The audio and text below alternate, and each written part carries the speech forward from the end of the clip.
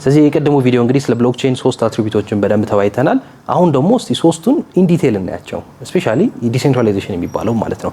ዲሴንትራላይዜሽን ላይ ስንመጣ እንዳልኳችሁ ዲሴንትራላይዝ በሚባልበት ሁኔታ ማለት አንድ ቦታ አይደለም መረጃ የሚመዘገበው ወይም ባጭሩ ይሄ ሴንትራል አውቶሪቲ የለም ማለት ነው። ይሄ ማለት እኔ እናንተ ሁላችሁም አስሎንጋስ እዛ ኔትወርክ ላይ ኤግዚስት የሚያደርግ ሰው ሁሉም ኢኳሊ ነው የሚታየው ማለት ነውና እንዳልኳችሁ ብሎክቼን ላይ ብዙ ኖድ የሚባል አለ። ኖድ ማለት ቤዚክሊ ኮምፒውተር ማለት ነው። ሁሉም እኩል መረጃ ይለዋወጣል ማለት ነው። ከመረጃው ውስጥ መጣላችሁ አንድ ዳታቤዝ ላይ የሚቀመጥ መረጃ ለምሳሌ 10 ኮምፒውተር አለ ብለን እናስብ። ይሄን ምሳሌ እንድትረዱት እነዛ 10 ኮምፒውተሮች ሜቢ የልደታችሁን ፎቶ ሊኖር ይችላል የያዙት ማለት ነው።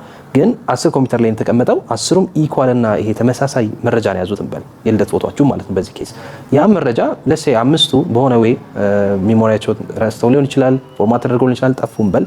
ሶስቱ ደግሞ በተለያየ ምክንያት ጠፉ እንበል። ሁለቱ ግን ቀሩ።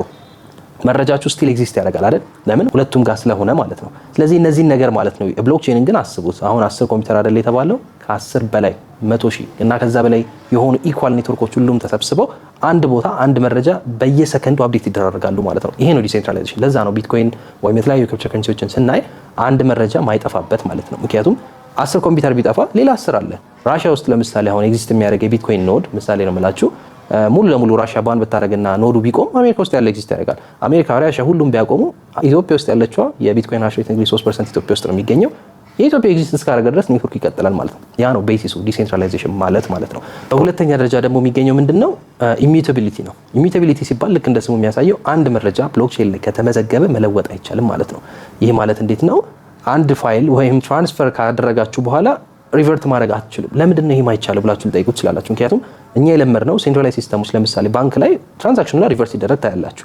የትኛውም አይነት ነገር ሪቨርት ይደረጋል። ለምን? ዳታቤዙ ሴንትራል ዳታቤዝ ስለሆነ። የብሎክቼን ላይ ግን ኢሚዩታብል የሆነበት ምንድነው? ዲሴንትራላይዝ ኔትወርክ ስለሆነ ኮንትሮል ማድረግ አይቻልም። ይህ ማለት እንዴት ነው? አንድ መረጃ ከተመዘገበ በኋላ ሪቨርት ለማድረግ ከፈለጋችሁ እስካሁን ብሎክቼኑ ኤግዚስት ካደረገበት ልክ ሪቨርት ማድረግ ማለት የሁሉንም ትራንዛክሽን መበጥበጥ አለባችሁ ማለት ነው። ይሄ ደግሞ አይቻልም ሳይሆን ሁሉም ኔትወርኮች ወይም ኖዶች መስማማት አለባቸው። ይሄ ደግሞ ኒርሊ ኢምፖሲብል ነው። ለዛም ነው ብሎክቼን ላይ አንድ የተመዘገበ ነገር ኢሚዩታብል የሚሆነው። ለዛ ነው ሴፍቲ ያለው። ቢትኮይን ላይ ለምሳሌ አሁን 21 ሚሊዮን ቢትኮይን ብቻ ነው ኤግዚስት የሚያደርገው ከተባለ 21 ሚሊዮን ኤግዚስት የሚያደርገው 21 ሚሊዮን ተጠናው 1 ሚሊዮን እንጨምር ማለት እንችላለን እኮ። ነገር ግን ሁሉም ኔትወርክ መስማማት አለበት። ያ ደግሞ እንዳልኳችሁ ኢምፖሲብል ነው። ምክንያቱም ኢትዮጵያ ውስጥ ያለው ናይጄሪያ ውስጥ ያለው አያወሩም፣ አይገናኙም በየትኛውም አቅጣጫ እና ኢሚዩታቢሊቲ ያ ነው ኢንትረስቲንግ የሚያደርገው ማለት ነው። በሶስተኛ ደረጃ ደግሞ ትራንስፓረንሲ የሚባል ነገር አለ። ትራንስፓረንሲ ሲባል የትኛውም አይነት ትራንዛክሽን የትኛውም አይነት ዳታቤዙ ላይ የሚመዘገቡት ነገሮች ኢን ዲቴል ሁሉም ሰው ማየት ይችላል ማለት ነው። ይሄ ማለት ፕራይቬሲ የምትሉት ነገር የለም። ያው ይሄ ፕሮንስን ኮንስም አለው፣ ግን አትሪቢዩቱ ምንድነው?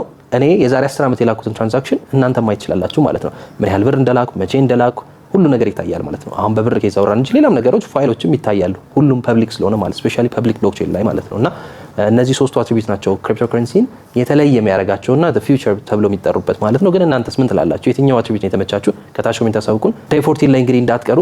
ስለ ቢትኮይን ደግሞ በደንብ እንወያያለን ማለት ነው። ይመቻችሁ።